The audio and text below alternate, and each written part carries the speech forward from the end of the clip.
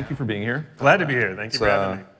I know what the flight from Seattle to Austin looks like right now, and I will say that as much as the weather does not look great to many of you, it's much better than what we left from Seattle. So that is true. Happy to be here.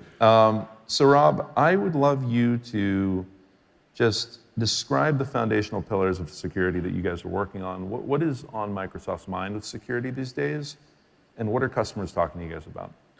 Well, there's a lot going on, and I'll talk 3 quick buckets about that. The first is there's a lot of fear.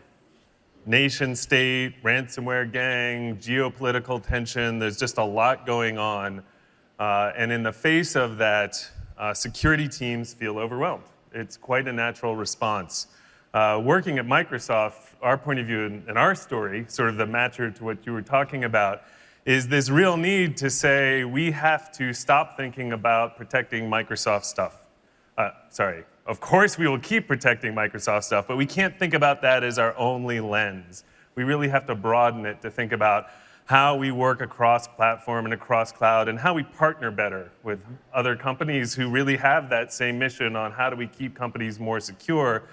The end state and where we need to end up with this is really helping those security teams who are suffering from that fear and that onslaught. Every single SOC that I go talk to, they're telling the same story. And we get 10,000, 100,000 alerts showing up on inside of the SOC every day. There's no company that looks at all of those. Nobody has the time or the staff. So there's some sort of automated triage, and they're hoping that the right things get the attention of the security team.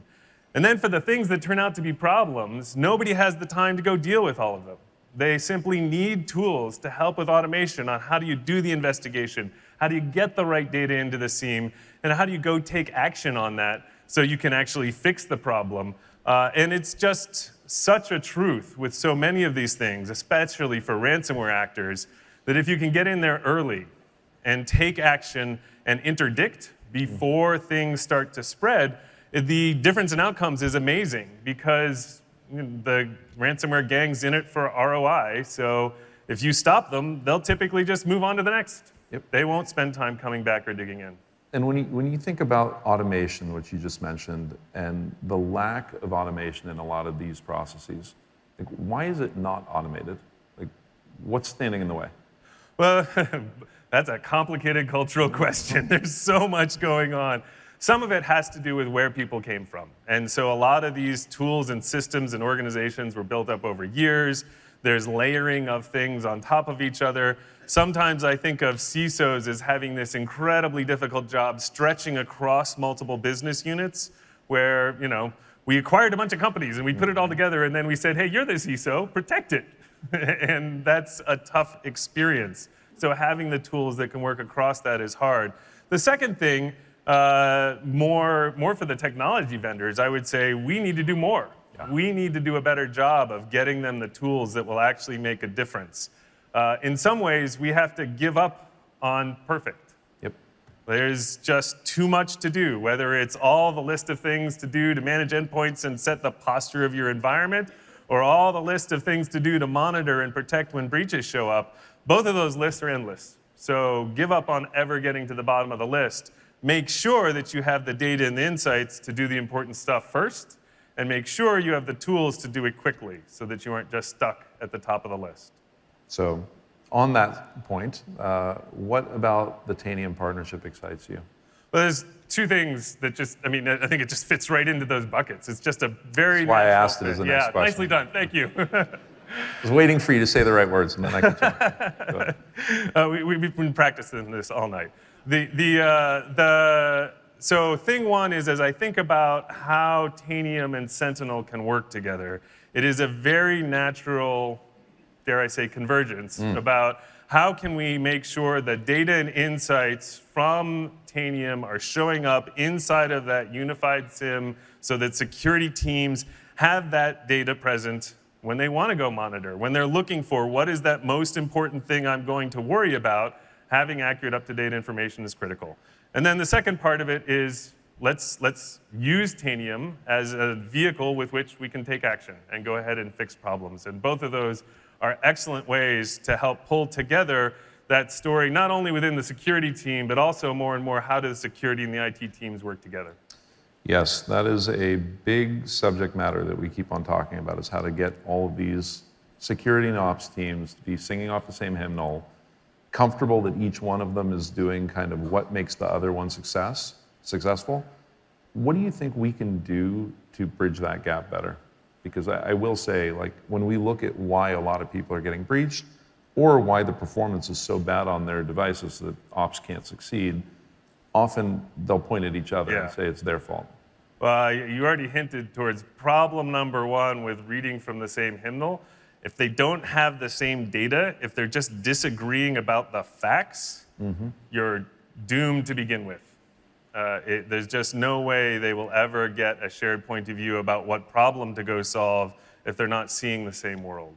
And so making sure that the tools are integrated and working together so they are looking at the same data in a consistent way is step one.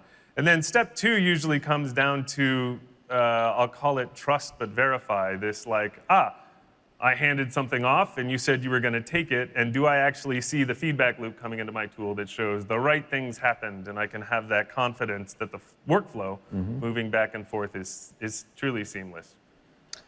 So you've been at Microsoft now for, I think you said 25 years. When With rounding errors, about forever. I love it.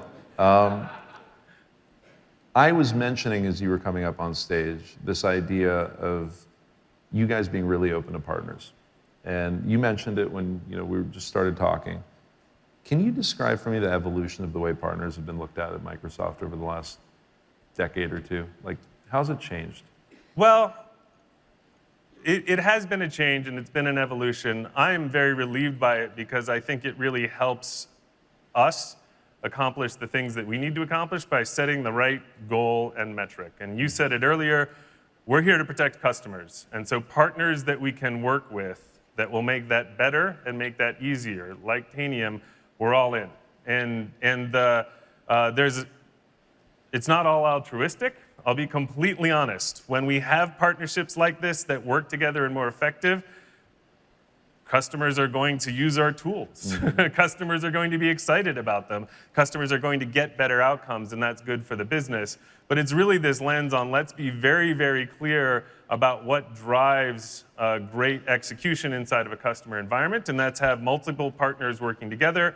It's having a broad ecosystem, and then it's making sure that when we work with great partners, we're all on the same page about the goals. Same thing as security and IT. So you look at the landscape today in a lot of our customers, and we actually heard this in our executive summit yesterday.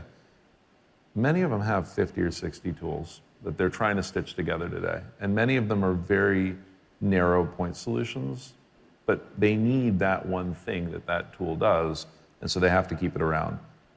Can you talk to me, and I should just preface by saying, we're talking to a lot of our customers who are saying, Microsoft plus Tanium may let me wipe out like 30 or 40 of these things over time. How does the point solution versus platform thing evolve over time? What do you see? Well, I do think it's important. There's a lot of bad guys. And so it's important that we develop in a way that allows the good guys to work together. I do think there has been a tendency for people in security to come up with some new idea and build a new tool and lob it over the fence and get people excited about using it. There's an element of that is good, which is let's have a lot of perspectives on how we can solve this problem. Like, there's very few other areas of technology where as soon as we ship something, people are actively trying to tear it down. Yep. And so having a bunch of views on how to solve that problem is important. But the thing that I will say is we shouldn't leave the integration of those tools as an exercise for the reader or exercise for the customer. And where we need to end up is, as you said, platforms that know how to work together so that, A, there's no extra integration cost on the customer side, but B, we can work together to guarantee there's no gaps. The nightmare for security professionals is a hole in the coverage. There's some place in the monitoring or tool set that I'm not detecting. There's something going on in the posture where I have a blind spot. And making sure that the tools create more overlapping fields of vision is essential in order to making sure that doesn't happen, and that's really up to us. And back to that idea of we have to go do more for the customers.